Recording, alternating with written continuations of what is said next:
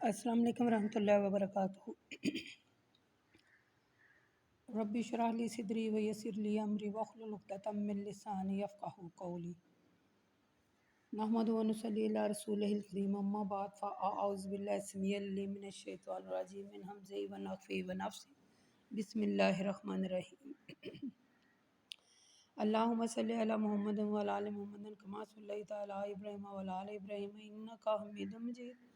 اللہم بارک علی محمد وعلی آل محمد کما بارکت علی ابراہیم وعلی آل ابراہیم انک حمید مجید۔ رب زدنی علما رب زدنی علما رب زدنی علما اللہم فقہنی فی الدین۔ آج کا ہمارا سبق نمبر ہے سورۃ بنی اسرائیل ہے اور آیت نمبر 80 سے آج ہمارا سبق ہے۔ چلیں اپنا سبق شروع کرتے ہیں۔ وَقُلْ رَبِّ أَدْخِلْنِي مُدْخَلَ صِدْقٍ وَأَخْرِجْنِي مُخْرَجَ صِدْقٍ وَاجْعَلْ لِي مِن لَّدُنكَ سُلْطَانًا نَصِيرًا۔ اللہ کہتے ہیں آیت نمبر 80 سے آج ہمارا سبق ہے، سورۃ بنی اسرائیل ہے۔ اور اے رسول آپ اس طرح دعا کیجیے، اے میرے رب مجھے اچھی طرح ہجرت گاہ میں داخل کرنا اور اچھی طرح اس بستی سے نکالنا اور اپنے پاس سے قوت اور غلبے کو میرا مددگار بنانا۔ وَكُلُّ جَاءَ الْحَقُّ وَزَهَقَ الْبَاطِلُ إِنَّ الْبَاطِلَ كَانَ زَهُوقًا۔ وَنُنَزِّلُ مِنَ الْقُرْآنِ مَا هُوَ شِفَاءٌ وَرَحْمَةٌ لِّلْمُؤْمِنِينَ وَلَا يَزِيدُ الظَّالِمِينَ إِلَّا خِسَارًا۔ یعنی کہ اور اے رسول آپ یہ بھی کہہ دیجئے کہ حق آ گیا ہے اور باطل مٹ گیا ہے، اور باطل تو حق کے مقابلے میں مٹ ہی جایا کرتا ہے۔ ان الباطل کان زہوقا، اور باطل جو ہے وہ تو مٹ ہی جایا کرتا ہے۔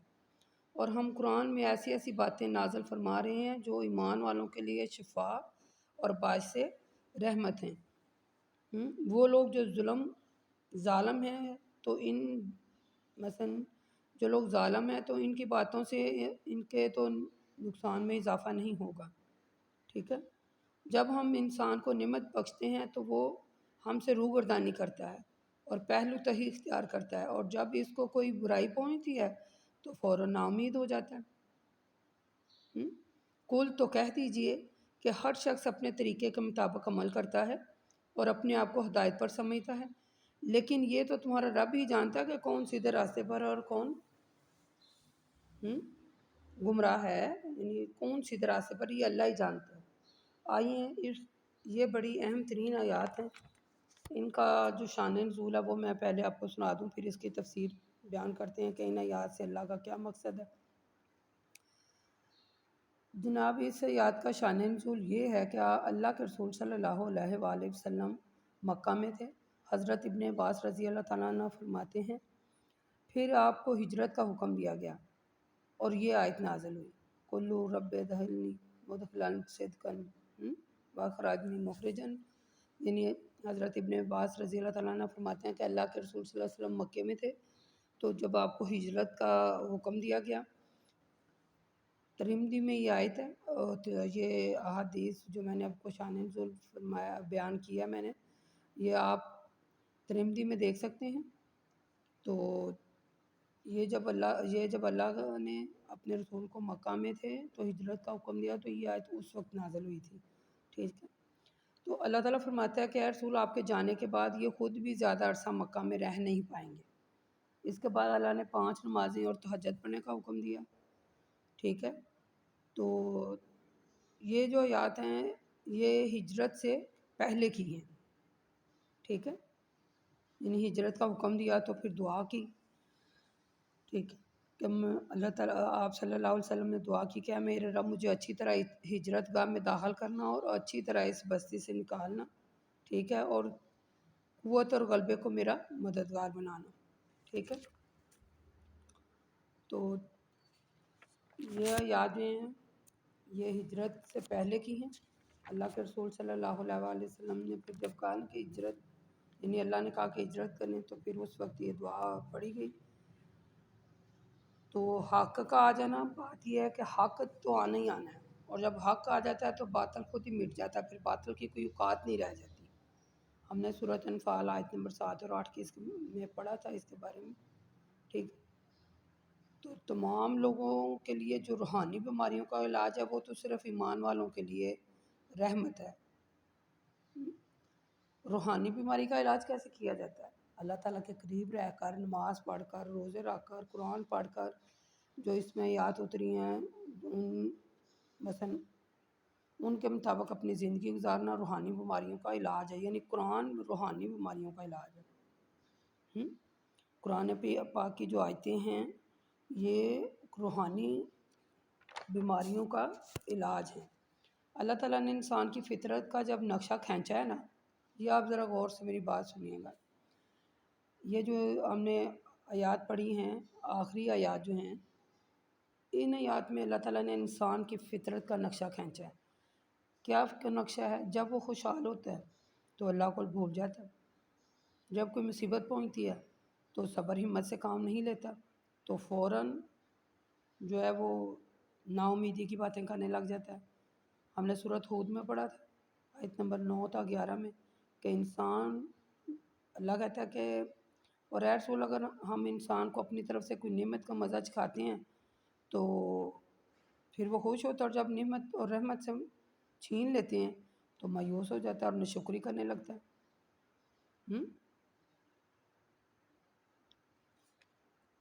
ہر حال میں سورۃ یوسف میں ہم نے پڑھا تھا آیت نمبر 87 میں کہ اللہ کی رحمت سے تو بس کافر ہی نا امید ہوتے ہیں۔ انسان کو ہر حال میں خوشحال ہو، تنگ حال ہو، کچھ بھی ہو، ہر حال میں اللہ کو یاد کرے۔ ہر حال میں وہ اللہ کو یاد کرے، اللہ کو۔ سورۃ مائدہ میں آیت نمبر 48 میں ہم نے اس کی تفسیر پڑھی تھی، آپ اس میں دیکھیے گا کہ ہمیشہ ہمیشہ جو قرآن میں کہا گیا، یعنی ہم نے آیت نمبر 73 اور 74 کے آخر میں ہم نے پڑھا ہے نا کہ جب انسان کوئی راستہ اختیار کرتا ہے تو وہ کہتا ہے کہ یہ اس پر تو ہمارے باپ دادا بھی ایسے کرتے رہے۔ بات یہ ہے کہ آپ کے باپ دادا ایسا کرتے رہے ہیں، لیکن اگر وہ غلط کر رہے ہیں تو کیا آپ بھی غلط کریں گے؟ اگر وہ راستہ بھول گئے کہ انہوں نے غلط راستہ اختیار کر لیا تھا تو آپ بھی ایسے ہی کریں گے؟ نہیں، آپ قرآن پڑھیں، اس کو ترجمے سے پڑھیں، پھر دیکھیں کہ اللہ نے کیا کہا ہے، پھر آپ دیکھیں کہ اگر کیا باؤ ہدایت جو آپ کے تھے وہ ٹھیک تھے تو پھر چلیں، اگر نہیں تھے تو جو قرآن حکم دے رہا ہے اس کے مطابق زندگی بسر کریں۔ آیت نمبر 85 میں اللہ کہتے ہیں، اللہ سے پوچھا گیا سوال، وَيَسْأَلُونَكَ عَنِ الرُّوحِ قُلِ الرُّوحُ مِنْ أَمْرِ رَبِّي وَمَا أُوتِيتُم مِّنَ الْعِلْمِ إِلَّا قَلِيلًا۔ بڑی اہم ترین آیات ہے۔ اور اے رسول، لوگ آپ سے روح کے متعلق سوال کرتے ہیں، آپ کہہ دیں روح تو میرے رب کا ایک حکم ہے، تم اس سے سمجھ نہیں سکتے، اس لیے کہ تمہیں تو بہت کم علم دیا گیا ہے۔ اس آیت کا شان نزول جو ہے نا، خالی اس آیت کا ہی شان نزول میں آپ کو سناؤں گی۔ حضرت عبداللہ بن مسعود رضی اللہ تعالیٰ عنہ فرماتے ہیں، اس حال میں کہ رسول صلی اللہ علیہ وسلم کے ساتھ ایک کھیت میں چلا جا رہا تھا، آپ کھجور کی ایک چھڑی کے سہارے چل رہے تھے، اتنے میں کچھ یہودی سامنے سے گزرے، وہ آپس میں کہنے لگے ان سے پوچھو روح کیا چیز ہے۔ پھر آپس میں کہنے لگے کیوں، ایسی کیا ضرورت پیش آ گئی ہے۔ پھر کسی نے کہا کہیں ایسا نہ ہو کہ وہ کوئی ایسی بات کہہ دیں جو تم کو ناگوار ہو گزرے، تو پھر بحث کرتے ہو۔ کہنے لگے اچھا پوچھو تو صحیح۔ انہوں نے پوچھا روح کیا ہے، روح کیا ہے، روح کیا چیز ہے۔ آپ کچھ دیر خاموش رہے، ان کو کوئی جواب نہیں دیا۔ میں سمجھ گیا آپ پر وحی آ رہی ہے، میں اپنی جگہ خاموش کھڑا رہا۔ جب وحی اتر چکی تو آپ نے یہ آیت پڑھی، ٹھیک ہے، قرآن پاک کی۔ پھر آپ نے یہ آیت پڑھی، آیت نمبر 85 سورۃ بنی اسرائیل کی، آپ نے یہ آیت پڑھی، وَيَسْأَلُونَكَ عَنِ الرُّوحِ قُلِ الرُّوحُ مِنْ أَمْرِ رَبِّي، کہ اے رسول، لوگ آپ سے روح کے متعلق پوچھتے ہیں، آپ کہہ دیجئے روح تو میرے رب کا ایک حکم ہے، تمہیں اس کے بارے میں علم دیا گیا ہے بہت کم، تم اسے سمجھ نہیں سکتے، یعنی بہت کم علم دیا گیا ہے تو تم اسے سمجھ نہیں سکتے۔ ٹھیک ہے، تو روح کی حقیقت سے نہ کوئی واقف ہے اور نہ کوئی واقف ہو سکتا ہے، یہ بات آپ اپنے ذہن میں ڈال لیں، اس لیے کہ اس کی حقیقت واقف ہونے کے لیے علم کی ضرورت ہے، اور علم جس چیز کو بھی دیا گیا ہے، ٹھیک ہے، یعنی جس کسی کو بھی علم دیا گیا بڑا ہی کم علم ہے روح کے بارے میں۔ روح کا علم انسان کو نہیں دیا گیا، لہٰذا کسی بھی انسان کو اس کے پیچھے نہیں پڑنا چاہیے، ایسی باتوں کو جاننا ضروری نہیں ہے جن باتوں کو اللہ نے بتایا نہیں ہے۔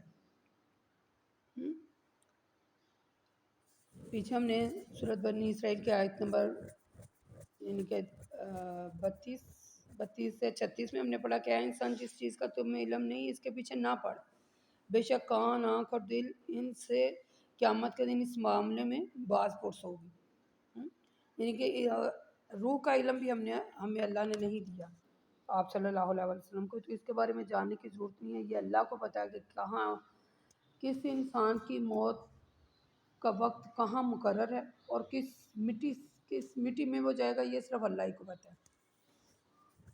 اللہ کہتے ہیں کہ اے رسول صلی اللہ علیہ وسلم، اگر ہم چاہتے جو کتاب ہم نے آپ کی طرف وحی کیا اسے اٹھا لے جائیں، اگر ہم ایسا کریں تو پھر آپ کو اس کی بازیابی کے لیے ہمارے مقابلے میں کوئی کارساز نہیں ملے گا، مگر یہ کہ آپ کے رب کی رحمت یہی ہے کہ ان کتابوں کو آپ کے دل میں محفوظ کیے ہوئے ہے، بے شک آپ پر اس کا بڑا فضل۔ ٹھیک ہے، یعنی یہ جو کتاب اللہ تعالیٰ نے، ہم نے اس کے بارے میں سورۃ نساء آیت نمبر 114 میں پڑھا تھا، اللہ تعالیٰ کہتے ہیں کہ یہ جو کتاب تمہیں دی گئی ہے نا، بس اسی سے پڑھو اور اسی سے علم حاصل کرو۔ آپ کہہ دیں اے رسول صلی اللہ علیہ وسلم، آپ کہہ دیں کہ اگر تمام انسان اور جن اس قرآن جیسی کوئی کتاب لانے کے لیے جمع ہوں تو نہیں لا سکتے، اگرچہ وہ ایک دوسرے کے مددگار ہی کیوں نہ ہوں۔ ہم نے اس قرآن میں ہر قسم کی مثال کو لوگوں کے سمجھانے کے لیے طرح طرح سے بیان کی ہیں، لیکن اکثر لوگوں نے انکار کیا ہے۔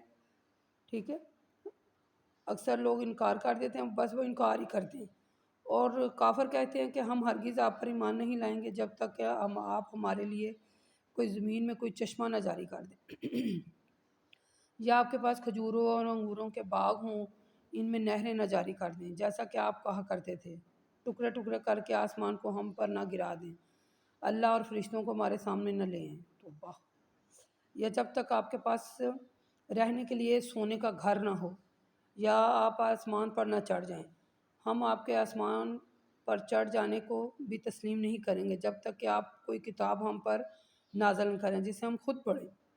اور اے رسول، آپ کہہ دیں میرا رب جو ہے وہ ان چیزوں سے پاک ہے اور وہ سب کچھ کر سکتا ہے، ٹھیک ہے، میں تو بس ایک پیغام پہنچانے والا ہوں، میرے اختیار میں کچھ نہیں ہے۔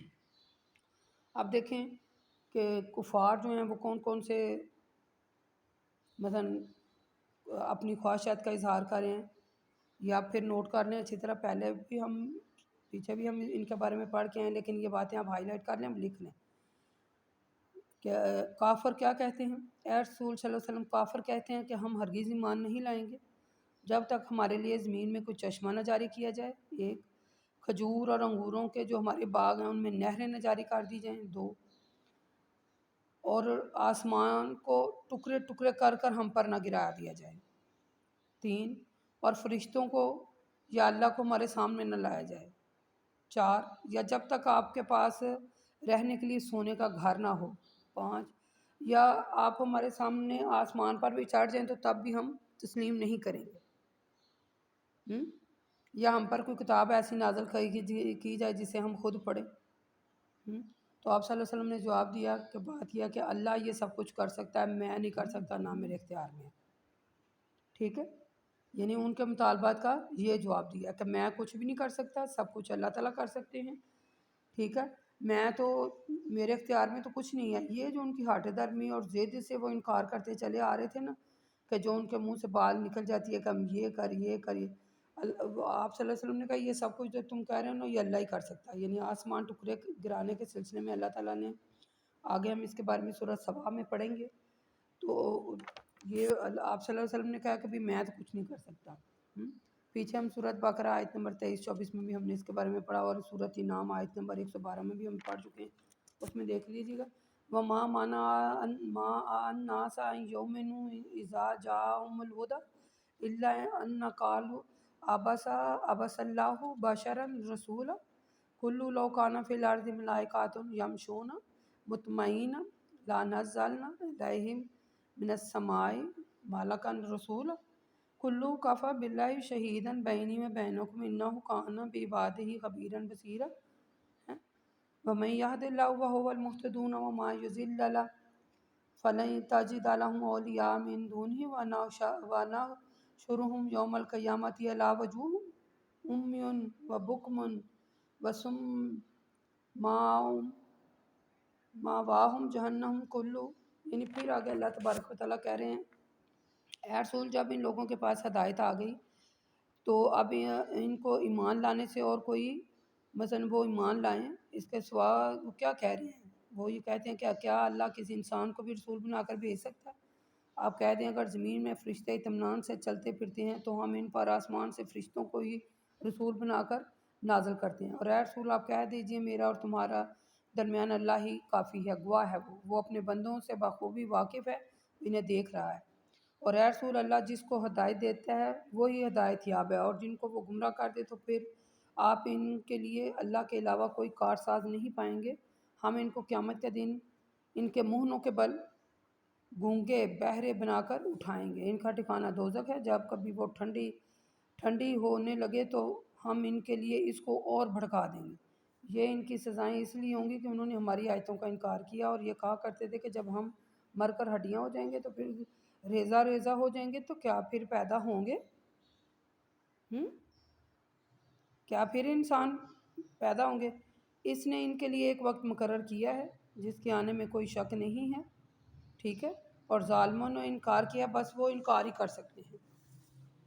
ٹھیک، یعنی اللہ تعالیٰ نے کفار کے جو معجزات کے مطالبات کو اللہ نے مسترد کیے. ٹھیک ہے، اللہ کہتے ہیں کہ تمہارے پاس ہدایت آ گئی ہے تو اگر وہ ہدایت لیتے ہیں تو ٹھیک ہے، اگر نہیں تو پھر ان کے ساتھ کیا ہوگا قیامت میں؟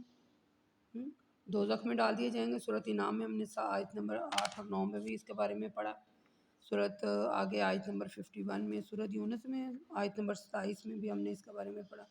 اللہ تعالیٰ کس طرح ہدایت دیتا ہے اور کس طرح گمراہ کرتا ہے یہ ہم نے سورۃ فاتحہ میں پڑھا تھا، اس میں بھی آپ دیکھ سکتے ہیں. ٹھیک ہے، یعنی کافروں کے بارے میں ہم مسلسل پیچھے پڑھتے آ رہے ہیں. سورۃ نمل میں ہم نے پڑھا آیت نمبر 9 میں بھی، اس میں بھی دیکھ لیجیے گا. صحیح مسلم کی ایک حدیث ہے جو میں یہاں آپ کو سنانا چاہتی ہوں. حضرت انس رضی اللہ تعالیٰ عنہ فرماتے ہیں ایک شخص نے کہا یا رسول اللہ کافر کا حشر قیامت کے دن منہ کے بل کیسے ہوگا؟ آپ نے فرمایا کیا جس نے ان دونوں پاؤں پر دنیا میں چلایا کرتا تھا اس بات کی قدرت نہیں رکھتا کہ قیامت کے دن اس کو منہ کے بل گھسیٹے ہیں؟ اس کو منہ کے بال چلائے، کیا وہ ایسا نہیں کر سکتے؟ کر سکتے ہیں.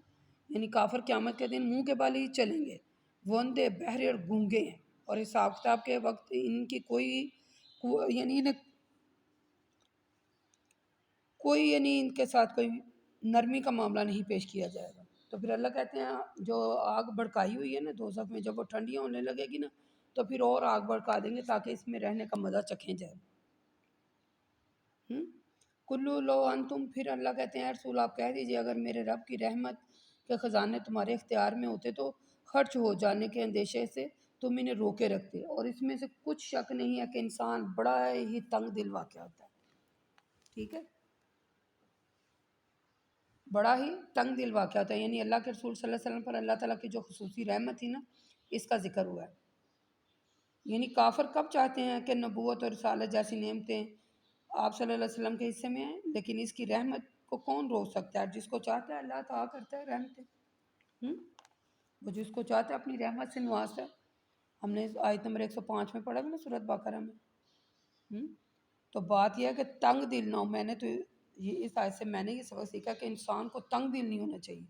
جو کچھ اللہ نے آپ کو دیا ہے وہ اللہ کے راستے میں خرچ کریں. وَلَقَدْ آتَيْنَا مُوسَىٰ 9 آیَاتٍ بَيِّنَاتٍ فَاسْأَلْ بَنِی اسرائیل اذ جاءہم فقالوا لَهُ فِرْعَوْنُ. اللہ تبارک و تعالیٰ کہتے ہیں ہم نے موسیٰ کو نور روشن یعنی کہ روشن نشانیاں دی ہیں. اب بنی اسرائیل سے پوچھ لیں، معلوم کر لیں کہ ان کا کیا نتیجہ نکلا. جب موسیٰ نے ان کافروں کے پاس پہنچے تو کافر کا یہ جو فرعون تھا، فرعون نے کہا، ان سے کہا کہ اے موسیٰ مجھے یقین ہے کہ تم پر کسی نے جادو کر دیا۔ موسیٰ نے کہا، اے فرعون تو دل میں تو سمجھ گیا ہوگا کہ ان معجزات کو بصیرت بنا کر کسی کے نازل نہیں کیا، ٹھیک ہے، یعنی کسی نے انہیں نازل نہیں کیا سوائے آسمان کے اور زمین کے رب کے، جو یعنی کہ اللہ تعالیٰ نے انہیں پیدا کیا جو زمین اور آسمان کا مالک ہے۔ تو اے فرعون میں سمجھتا ہوں کہ تو ضرور ہلاک ہوگا۔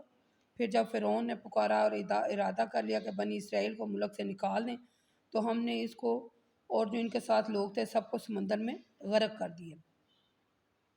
پھر غرق ہونے کے بعد بنی اسرائیل سے کہا تم اس ملک میں رہو، پھر جب آخرت کا وعدہ پورا ہونے کا وقت آ جائے گا تو تم سب کو جمع کرے گا اور اپنے سامنے لا کھڑا کرے گا،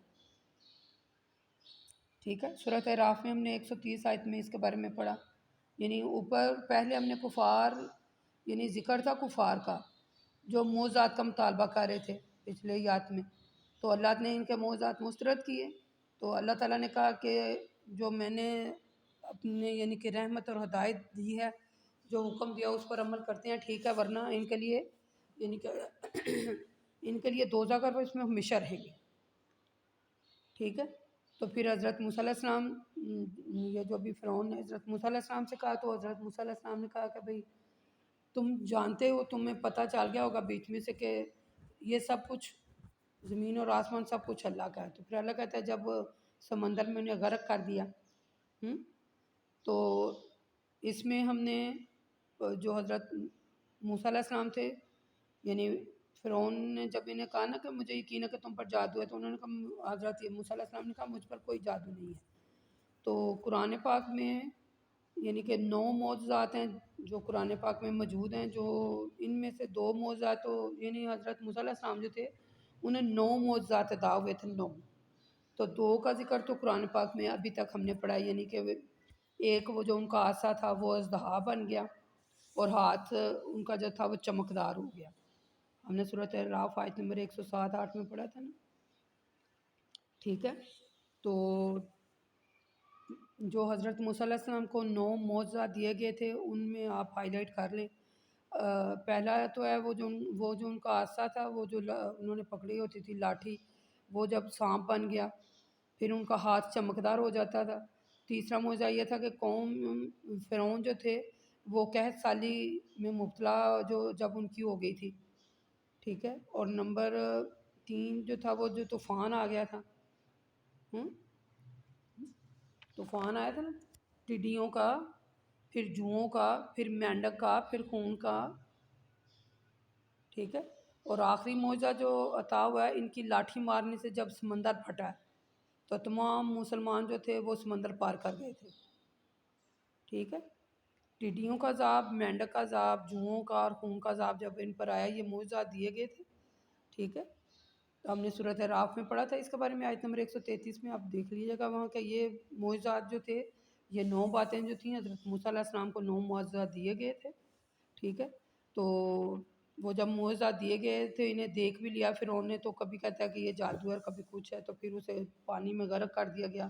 تو پھر دوبارہ اللہ تعالیٰ نے بنی اسرائیل سے کہا کہ اب دوبارہ تم یہاں رہو، تو ایک مقرر وقت تک تم یہاں ہی رہے رہو، پھر اللہ کے حضور سب اکٹھے کیے جائیں گے، ٹھیک ہے۔ آج کے لیے سبق اتنا ہی کافی ہے، آیت نمبر 104 تک ہم نے پڑھا۔ تو یہ جو میں آپ کو ساتھ میں صورتوں کی تفسیریں اور آیات بتاتی ہوں، یہ آپ وہاں سے بھی دیکھ لیجیے گا، پیچھے ہم پڑھ کر آئے ہیں اس لیے میں تھوڑا تھوڑا یعنی کرتی ہوں کہ پیچھے ہم نے پڑھ لیا، تو اگر پھر بھی کوئی بات پوچھنے والی رہ گئی ہو یا آپ کی سمجھ میں نہ آئی ہو تو آپ کمنٹ میں پوچھ سکتے ہیں۔ تو آج کے لیے اتنا ہی کافی ہے، آیت نمبر 104 تک ہم نے پڑھا سورۃ بنی اسرائیل۔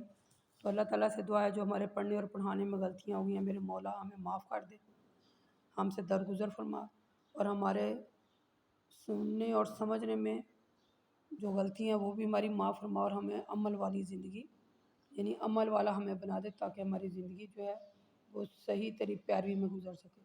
یا اللہ ہم گناہ جو ہم سے ہو جاتے ہیں ہم معافی کے طلبگار ہیں، ہم پر اور ہمارے والدین پر رحمت فرما، اے میرے مولا، اے میرے مالک، ہمارے گھروں پر رحمت فرما، ہمارے دلوں اور ان میں جو حسد اور بغض ہے اس کو دور فرما۔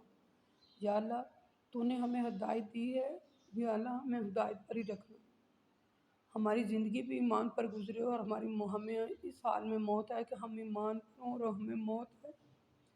یا اللہ ہمیں ہمارے گناہوں کو معاف کر دے، ہمارے گناہوں کو معاف کر دے۔ وقول قولی ھذا استغفر اللہ استغفر اللہ استغفر اللہ۔ السلام علیکم ورحمۃ اللہ وبرکاتہ۔